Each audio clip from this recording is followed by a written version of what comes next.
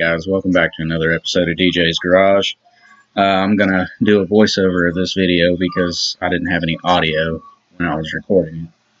So, I'm explaining that I have the vehicle jacked up. I was trying to take the tire off, and 3 of the 6 studs broke. One of them was actually missing a lug nut. There's an example of the 3 that broke. The other 2 almost felt cross-threaded. I had to fight them all the way off. I was pretty frustrated about it. But we got it figured out. I actually ran down to the local parts store and picked up 3 new studs. Well, all 6 studs, actually. They had to order them, so in this video you're not going to see the studs. There's with the tire off, you can actually see the broken studs. I was able to clean up the other 3 studs. It didn't pull the threads like I thought it did, so I'm able to reuse those. But like I said, I've already ordered the other 3 as well, so I'll have 3 spares if I have an issue with any other ones in the future.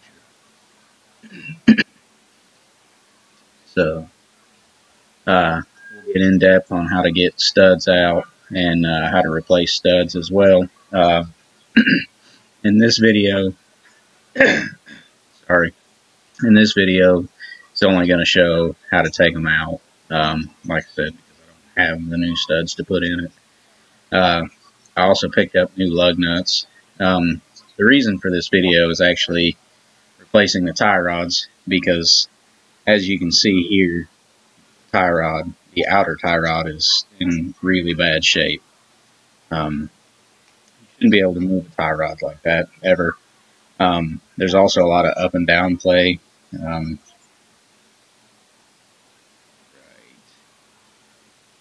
there. So we'll get more in depth with that. This is probably the part where I was explaining that I was going to have to take the brake caliper off, take the rotor off, knock those studs out, and go get new studs and lug nuts, which was unfortunate. I was a little bit frustrated about that, actually. Alright, so there's the caliper. It's off. I've got it hanging up on the upper control arm there. And the rotor is off of it as well. I just used some PB Blaster and sprayed around the studs there just to try to help knock any rust loose, give it a little bit of lubrication as we knock those out. But on studs, it doesn't require a lot of force. Just got to tap them a little bit, and most of the time you can knock them right out of there. You don't want to hit it too hard because you don't want to take a chance in warping your actual hub assembly there. So just some medium taps will knock them right out of there. As you can see on the back side of your stud, it's splined.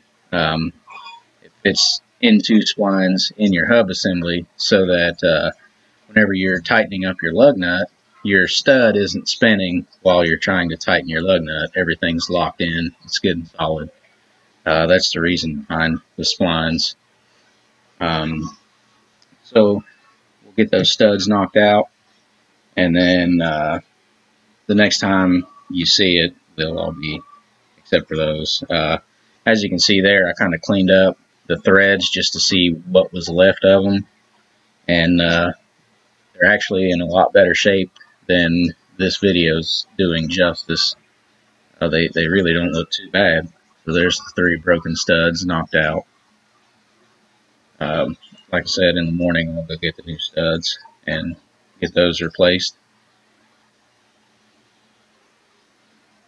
I was trying to get the camera to focus here. I couldn't get it to focus on the threads themselves so you guys could see, but the threads itself are in pretty good shape. There's no need in replacing those studs. So, then I wanted to explain the Cotter Pin and castle nut there. On the driver's side, I did the driver's side off camera. Whenever I bent the tabs on that Cotter Pin over on the driver's side, they actually broke off. And when I put a pair of pliers on the ring side to pull it out, that side also broke. So I ended up having to take a die grinder to it and grind it flush just so I could get the nut off. But this side seems to be in better shape. The driver's side, everything was pretty crusty. My guess is this vehicle has seen quite a bit of salt in its life. Just components, really. I mean, as far as the frame of this vehicle and the undercarriage of the vehicle, it's very solid. It was actually surprisingly solid. Just little tedious miscellaneous things like that. There's not a lot of material. They tend to get very brittle with even just the slightest amount of rust or any corrosion, and they usually break. So I tried to use a punch and punch it out, but I didn't have a punch small enough to get inside of it, so I ended up just taking a die grinder and grinding it all down, cleaning it up, and replacing it that way. Alright, so these are the lug nuts I had to pick up just because this is all that was available at the local parts store. These are keyed lug nuts, and I could only get a package of 40. They didn't have any less that would actually fit my particular vehicle as far as the thread pattern and the depth that I needed, which is fine. It's just a little bit of a nuisance really having all keyed lug nuts. Typically you only have one keyed lug nut and the rest are the same, just so it deters thieves from trying to steal your wheels. But it's okay. I mean, I needed lug nuts so I could put the vehicle back on the ground, and that's what I ended up with, so it's not that big a deal. It's just going to be a little bit more tedious now whenever I have to change tires or get a flat or work on anything that requires the tire being off. Alright, so here I've got a pair of pliers. We're going to try to pull that cotter pin out. Slid right out. No major issues with it. I mean, it just was in decent shape. So it slid right out. I also put some PV on it and let it soak while I ran into town to pick up the part that I needed. So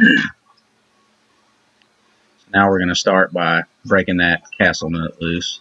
Alright, got the socket. We're going to break that castle nut loose. Back everything off of it. That was actually after the tension was broke off the nut, it was surprisingly easy. As you can see, I just threaded it off by hand. Alright, so what's going to happen here is basically you just leave the castle nut on top of the bolt so that you can knock the tie rod down but not have it fall out or damage your spindle. And then let's get the camera adjusted. There's a clip that holds that boot on in the front and the back.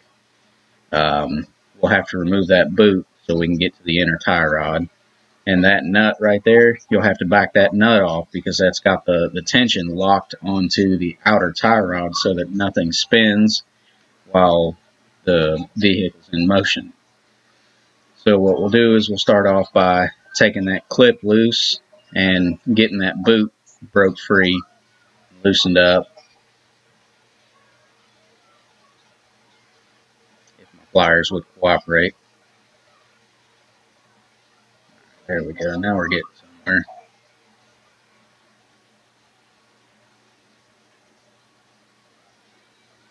Alright, so we've got that first clip moved back. So now what I like to try to do sometimes is give that boot a little twist and see if I can get it to break. Usually they'll just form like just a friction seal. So if you can get it broke loose, then it makes the rest of the process a little bit easier. So there I am lubricating the threads on that nut just to try to make life a little bit easier just because of the amount of dirt, grime, and rust. So now I'm feeling on the front side of the boot for the clip that holds the front side on, or clamp. Now the factory clamps aren't like your standard hose clamps or squeeze clamps like the rear clamp was. These are they work on a pin and crimp system.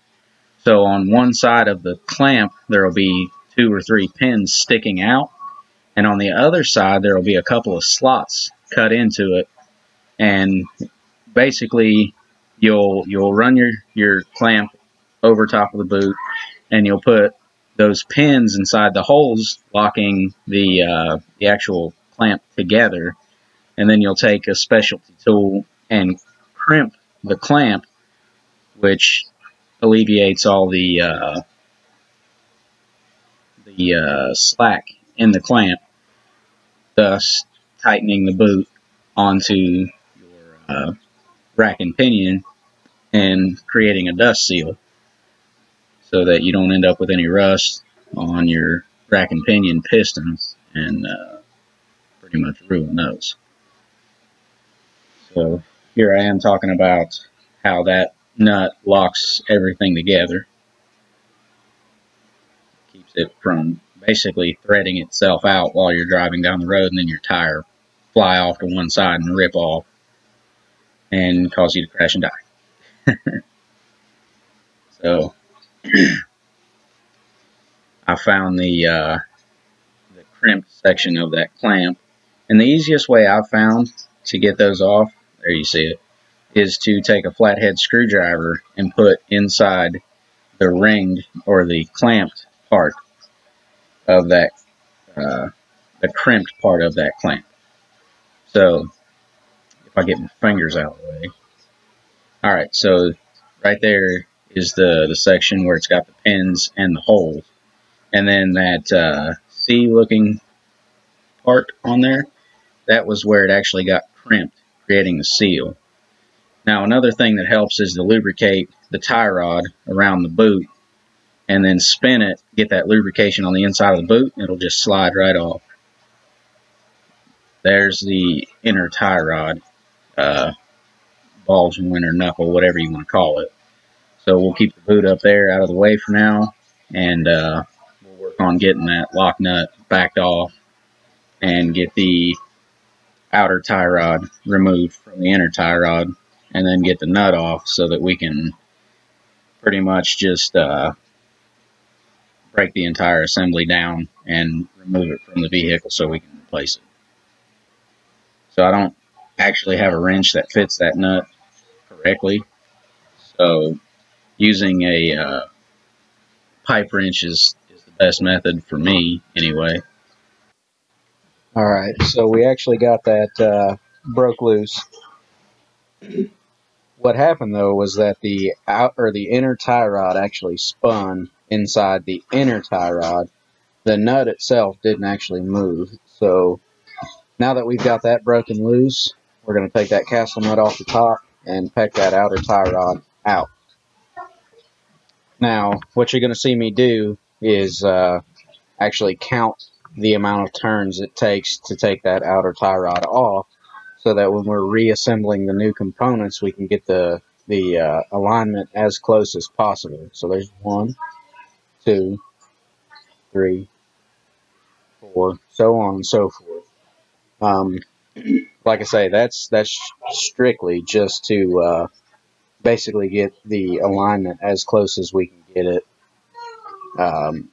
without actually putting it on an alignment machine, which after you change your tie rods you need to do anyway. I actually am going to schedule this vehicle to go to the shop and get a front end alignment next week, just because that's when I'm going to have the time. But here I was just showing you guys how bad this tie rod actually was. Like, you shouldn't be able to move that with your fingertips like that, and there should never be any up and down play. So just note that if ever you want to try to tackle a project like this, that's a telltale sign that your tie rod is bad. If you have up and down play, it is very detrimental to your safety at that point. You need to replace it. So now I'll just thread it back on about halfway, just so that I don't have to fight the inner tie rod trying to break that nut loose, because we're going to reuse that boot. I need that nut off so that I can pull the boot off. So basically just give yourself enough room between your outer tie rod and your lock nut, so that way you can put a pair of vice grips, or in this case I use the pipe wrench to hold tension on the inner tie rod while I break the lock nut loose from it. So again, lots of lubrication just because of the amount of dirt, grime, and rust. So now we're going to go through the process of getting that lock nut freed up so that we can get it off and get our boot off so we can put it on our new tie rod. So right now I'm just trying to find a good place for the pipe wrench to sit, so if I have to exert more force than necessary, I don't have to try to hold the pipe wrench and torque on a wrench while I'm trying to get that nut broken loose.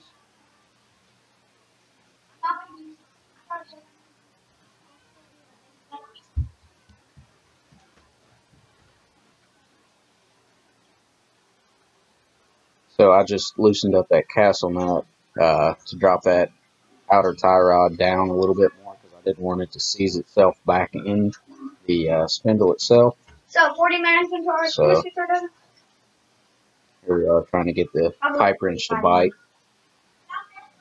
Once we get a good solid bite on it, we can start putting some pressure. Really, the nut broke loose very easily. After we got it broke loose, you just take everything back apart, take that nut off, and you can slide the rest of it off and start working on getting your inner tie rod removed.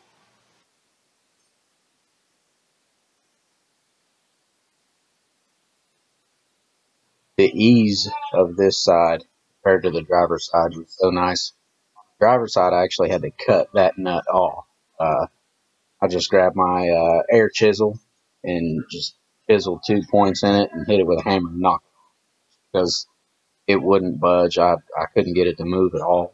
I was actually just going to end up rounding it off. I kept trying to break it loose. So sometimes the easiest method is to just cut them off. Now here I'm showing you the amount of wear on the inner tie rod. Now it's not horrible. There's probably another 20,000 miles left on that. There's no in and out play. It is a little more loose than I would like it to be, but it's not to the point where it's unsafe to use it like the outer tie rod was. So here I'm just trying my luck to see if I can break that loose with a pipe wrench before I go get my actual tool. And I couldn't do it, and I didn't want to take a chance and strip anything out, so I just aborted that attempt, and I'm getting ready to go get the actual tool to take that off. So repositioned you guys. There's the actual tool to take the tie rod off. That's actually a universal tool. It's got teeth in the bottom of it that actually bite into your tie rod, and it's got two 14mm nuts. It essentially works like a pipe clamp for, say, an exhaust or any other two pieces of pipe that you want to clamp together. Strictly based on friction. You just tighten up the two nuts, and the teeth on the actual cast section bite into it and pretty much create your non-slip friction fit to break it loose. That's actually a pretty ingenious tool there that works beautifully. I mean, it works much better than I ever thought it would. So there, I've just cinched it down tight and getting my ratchet ready and get it broke loose.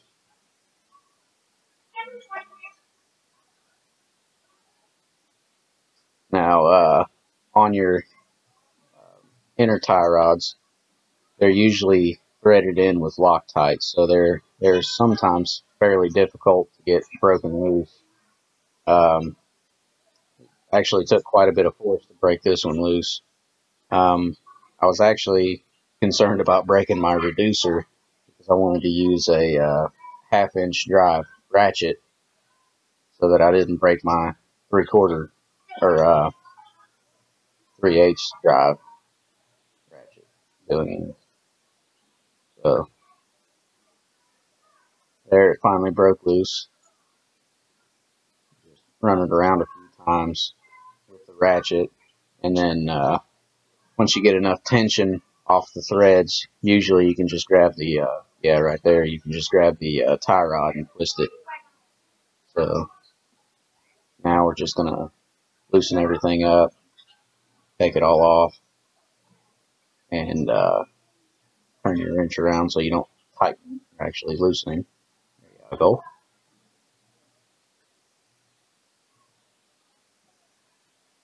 So once we get that broken loose, just slide it back out of the way. You don't have to take it off just yet, or you can. It really doesn't matter the sequence. Then you'll just twist your inner tie rod right off there.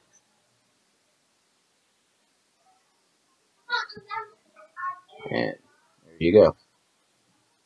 Then you can take your tool out and make sure you check it for any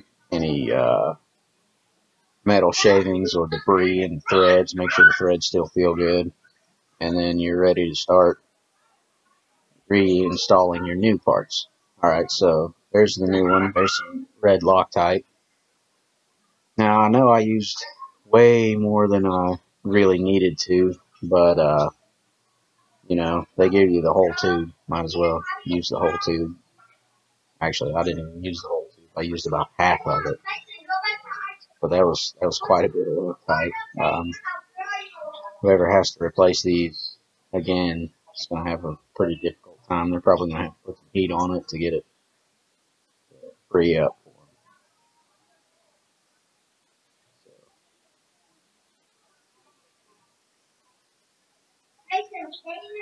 Now note that the shaft of the inner tie rod isn't flopping all over the place like the old one. It's pretty rigid and stiff. That's how it should be. So now we've got it hand tight. We'll go ahead and put our tool back on there and cinch her down as tight as we can get it.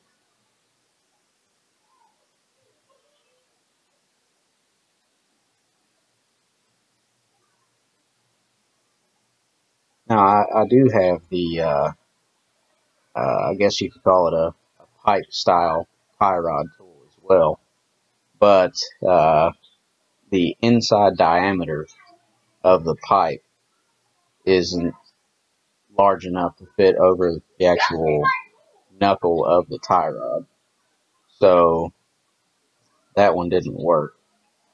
And make sure you don't throw your wrench. It makes things a little more difficult. So I've got it snug right now, so I'm just going to go ahead and cinch it down with the ratchet. Get it tight.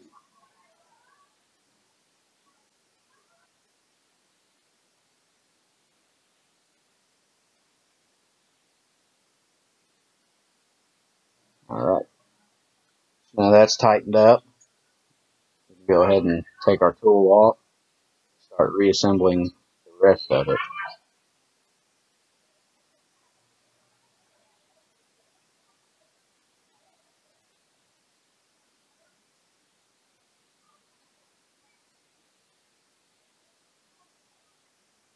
So the next order of business is to put the boot back on. Now, while I was at the parts store, I meant to pick up some just standard hose clamps and just use your standard worm gear pipe clamps, and completely forgot about getting them, so we'll just slide that boot over it for now, and when I go pick up my studs, then I'll pick up the hose clamps I need as well. So now we've got our our clamp on there. We've got our boot on there. Now we're threading the lock nut on. We're going to thread it well past where it should be, just so that we're not trying to fight with it while we're putting our outer tie rod on. So thread that as far back as you feel necessary. And then have your new inner tie or outer tie rod. And once you get it started, you want to keep track of how many counts. Now, to take the old one off, I counted 14 3/4 turns. When I put the new one on, just because it's a little more heavy duty, it was, I don't know, maybe a mil longer. So let's readjust the camera so you guys can see. So we just got it on. So there's 1, 2, so on and so forth. I actually put the new one on a whole 15 turns instead of 14 3/4 turns, just to try to compensate for that 1 mil difference. So after you get it where you want it, you bring your lock nut down, and if you have the greasable ball or tie rods like I do, go ahead and bring your lock nut down, and then you can leave your lock nut in the position that it needs to be, and you can roll your tie rod back around so you can put your grease fitting in. Now what I like to do is wait until I've got the tie rod on it before I put the grease fitting on it. That way I don't take a chance of breaking it off. Like say I try to thread it on there and it slips out of my hand and falls right on that grease fitting, it could snap it right off. So I'll wait until I've got it on there and there's no chance of anything detrimental happening to the grease fitting, and then I'll put it on like you see here. Now I just use a pair of pliers, a pair of channel locks to cinch this down, just because it doesn't require a lot of force. You don't want to try to over tighten these because you'll just break them right off. So just light pressure until it's snug. That's more than ample.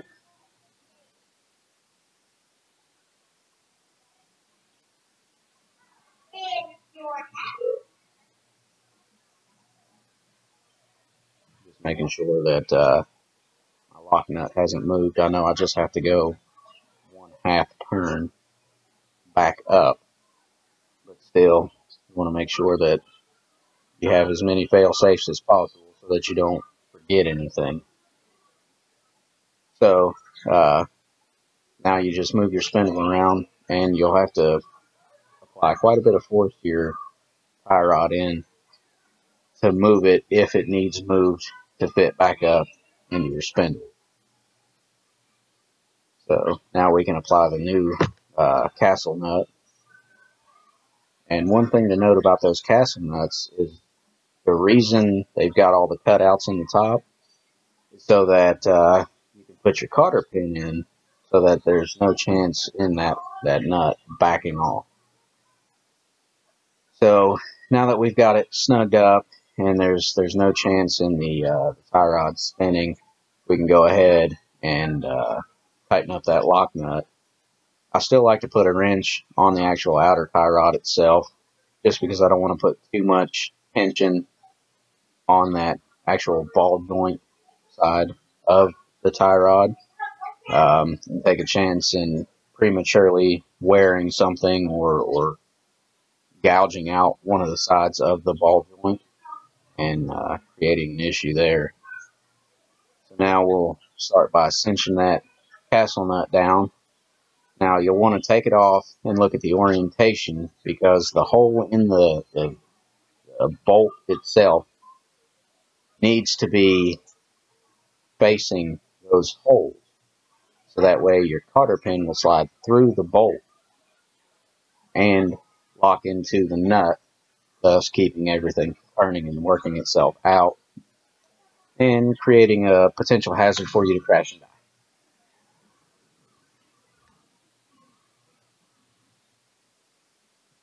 So there's the new cotter pin going in.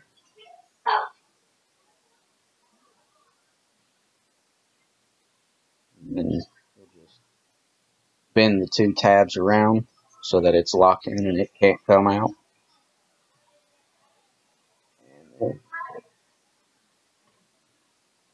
my precision screwdriver there to pry them apart. Just enough so I can get a pair of pliers on just one side of it so I can bend each wing in a different direction, as you see here.